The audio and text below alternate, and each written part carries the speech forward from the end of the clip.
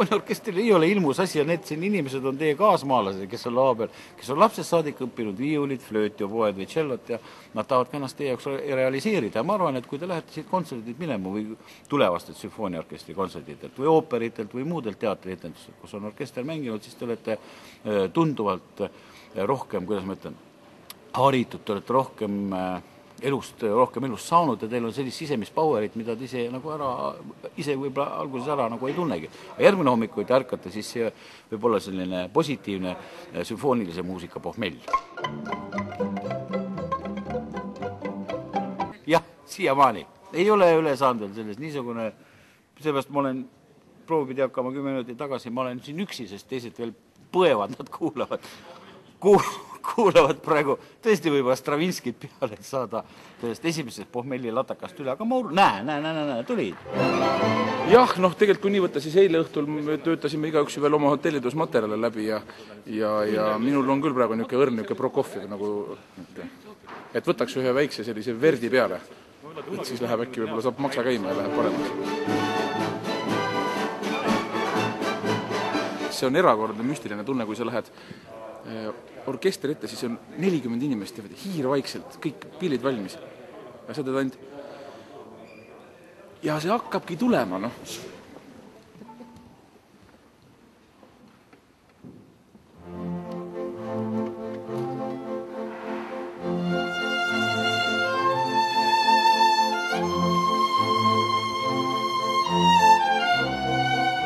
Ja samamoodi see lõpp. Kui sa tunned, nüüd, see on niisugune ja kõik. Et see on niisugune, ei taha siin võrdlusi seksuaaleluga tuua, aga see on niisugune, kuidagi ta on niisugune natukene niisugune, see sümfoonilise muusika esitamine on niisugune nagu õnnestunud akt. Näed, me oleme samal teel. Ma ütlesin ka, et mis tunne on dirigeeri, mõtlen, see on nagu noorme esimene kontakt naistega. Ja selline süvakontakt. Emaga. Ei, mitte see. See on ikka selline esimene kontakt. Esimene ema piir. Võõra naisega. Esimese võõra naisega. Ema ja õega. Ja linnapea saab täna naedarraist, nii et jänes püksid. Kas läks valesti mine kõik? Väga hea.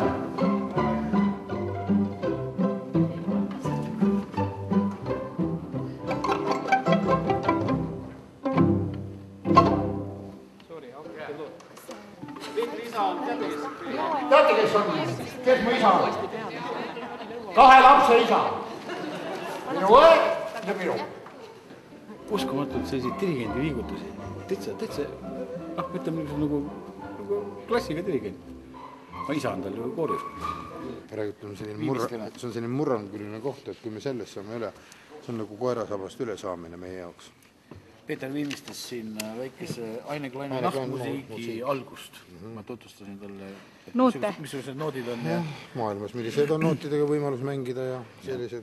Peeter küsis, et miks siin ühe koha peal 3 tükki on. See võetakse parauhtiga koos. Ei ole strih, see võetakse akord, see võetakse parauh korraga. Põhimõtteliselt strih. Minu jaoks. Kuulad.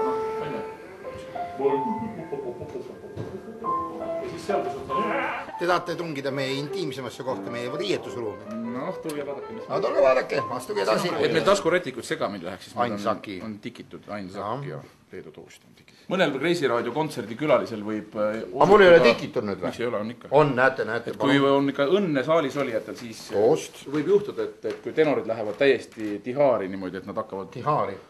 No selgelt. Tihaar, see on üks niisugune moodne sõna iraani keelest. Kui nad lähevad tihaari, siis nad võivad isegi kontserdi lõpu hetkel õnnistada, nii nagu omal ajal Tom Jones viskas oma maika niimoodi saali, mis tõmmati nagu naisfännide poolt niitideks. Et siis nemad on ikkagi lõppude lõpus ikkagi lõvid laval ja kõiki võib juhtuda. Ma muidugi parandan siin, et Tom Jones ei visanud maikat, vaid viskas telnjaska. Ja alguses tõmmati pagunid ära. Ja määrän kuulin suurvisetluse kuulin kurvased. Ma tean väga mida, et sa olid haigust ei taana.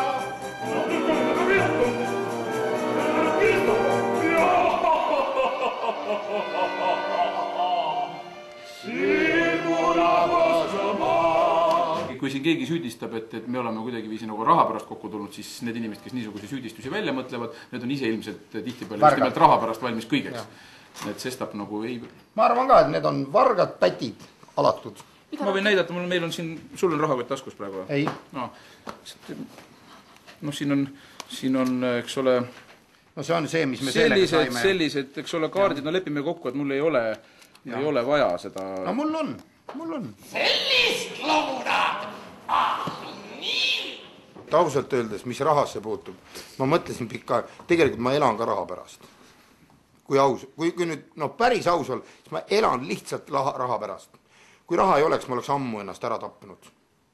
Ausalt, ainult raha hoiab mind jalul. Jah, seda on näha. Jah. Iga vaadake ta kodu. Jah, see on raha täis. Rikkus, see on ju... Rohkem kui neid tegelasi on küsitud seda, et kas te olete purjus, kui te neid asju teete. Muidugi. Sest inimestel on ettekujutus see, et jutt hakkab nagu kuidagi jooksma ja inimene muutub lõbusaks ja lahedaks siis, kui ta on juua täis. See on sama hea, kui Kristiina käest küsida, Veerpalu käest küsida, kas sa oled kaine, kui suusatad? Vaevalt. Ega normaalne inimene ei lähe ju kaine peaga, siis ta asja tegema, paneb lauad alla ja 30 kilomeetrit mässama. Ikka kaine pea, või ta purjus peaga. Henesse VSOP, 4 senti. Me just rääkisime seda, et kaine peaga tehakse kreisades nalja, mis nüüd välja tuleb? No võt. Sa oled ise jood. Sa praegu rikkusid kõik selle müüdi ära praegu. Tulge vaadake, kuidas me suitsu teeme. Aga õpetage vaatajatele nii kauks, kuni me ära käime, õpetage selgeks, kuidas on tagurpidi ametikäik. Kiäkiteme!